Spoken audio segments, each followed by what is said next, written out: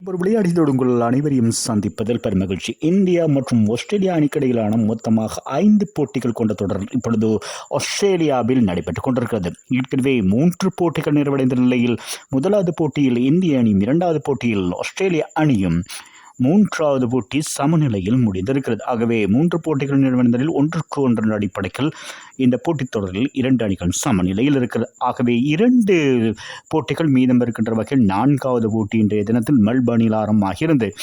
ஆகவே இந்த 2 போட்டிகளும் இந்திய அணிக்கும் மற்றும் ஆஸ்திரேலிய அணிக்கும் ஒரு முக்கியமான போட்டியாக மாறியிருக்கிறது.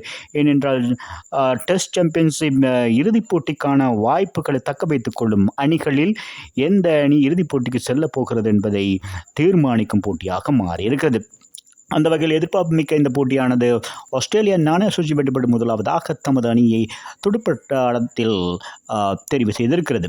ஆகவே இந்த போட்டியை பொறுத்தவரையில் ஆரம்பத்தில் இன்றைய தினத்தில் அறிமுகம் கண்டிருந்தார் 19 வயதுடைய ஆஸ்திரேலியாவின் ஆரம்ப துடுப்பாட்ட வீரர் சேம் கான்ஸ்டன்ஸ்.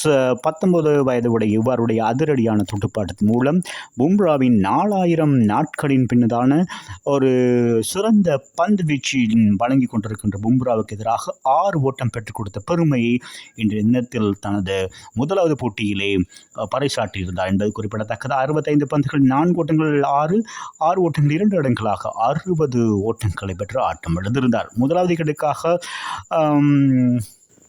உஸ்மான் கவாஜாவோடு ஆரம்ப விக்கெட்டுக்காக 89 ஓட்டங்கள் பெற்றுக் கொடுத்ததும் குறிப்பிடத்தக்கது. ஆஸ்திரேலியனை பொறுத்தவரை குறைந்த வயதில் அரைச்சதம் பெற்றுக் கொடுத்த 2வது வீரராகவும் இன்றைய தினத்தில் தன்னுடைய பெயரை பதிவு செய்திருந்தார் ஷாம் கான்டஸ். ஆகவே இந்த போட்டியை பொறுத்தவரையில் உஸ்மான் கவாஜா 4 ஓட்டங்கள் 57 ஓட்டங்களை பெற்றுக் கொடுத்திருந்தார். 2வது விக்கெட்டுக்காக இவருடைய துடுப்பாட்டம் மார்சன் லபுஷனோடு சிறப்பான ஒரு 89 ஓட்டங்கள் இணைப்பாட்டம் பகிரப்பட்டிருந்தது. இதில் மார்சன் லபுஷன் 4 ஓட்டங்கள் 7 இடங்களாக 72 ஓட்டங்களோடும் ஆட்டம் இழந்திருந்தார்.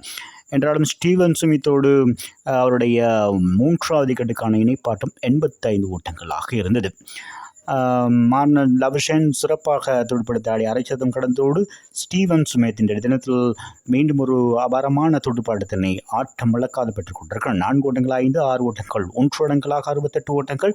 முதல் 3 விக்கெட்டுகளும் சிறப்பான ஒரு 3 அரைச்சத இணைப்பாடும் காரணமாக 243 ஓட்டங்களுக்கு 3வது விக்கெட் வீழ்த்தப்பட்டிருந்தது. அதன் பின்னதாக Travis Head 0, Mitchell Marsh 4, Alex Carey 31 என அடுத்தடுத்து விக்கெட்டுகள் விழ இப்பொழுது பேட் கமின்ஸ் ஆட்டம் இழக்காத 8 ஓட்டங்களோடு இருக்கின்ற முதலாவது நாள் நிறைவின் போது 311 ஓட்டங்களுக்கு 6 விக்கெட்டுகளை இழந்து ஆஸ்திரேலிய அணி இப்பொழுது முதலாவது நாளை நிறைவு செய்திருக்கிறது.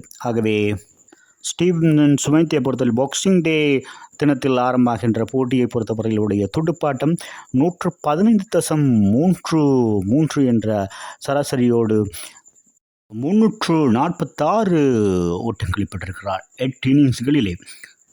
ஆரம்பத்தில் பந்துவீச்சாளர்கள் இந்திய அணி சார்பாக அவ்வளவாக சோபிக்கவில்லை என்றாலும் இறுதி நேரத்தில் இந்த ஆட்டம் இன்றைய தினம் நிறைவடையும் நிலையத்தில் சிறப்பாக செயற்பட்டிருந்தார்கள். பந்துவீச்சாளர் பொறுத்தவரையில் இந்திய தரப்பிலே பும்ரா 21 பந்து ஓவர்களிலே 7 விக்கெட்டுகளை 7 ஓட்டமற்ற பந்துகளில் 75 ஓட்டங்களை விட்டுக் கொடுத்து 3 விக்கெட்டுகளை பெற்றிருக்கின்றார்.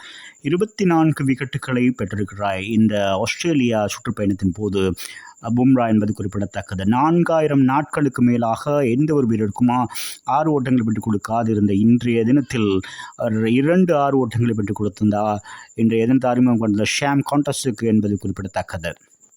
அத்தோடு ஆகாஷ்தீப் ஒரு விக்கெட்டையும் மற்றும் ரவி ஜடேஜா மற்றும் வாஷிங்டன் சுந்தர் ஆகிய மூவரும் தலா ஒவ்வொரு விக்கெட்டுகளையும் வீழ்த்தியது குறிப்பிடத்தக்கது. ஆகாஷ்தீப்பை பொறுத்தவரையில் 304 பந்துகளில் இடது கை துடுப்பாட்ட 9 வீரர்களை ஆட்டம் இழக்க செய்திருக்கிறார் என்பது குறிப்பிடத்தக்கது.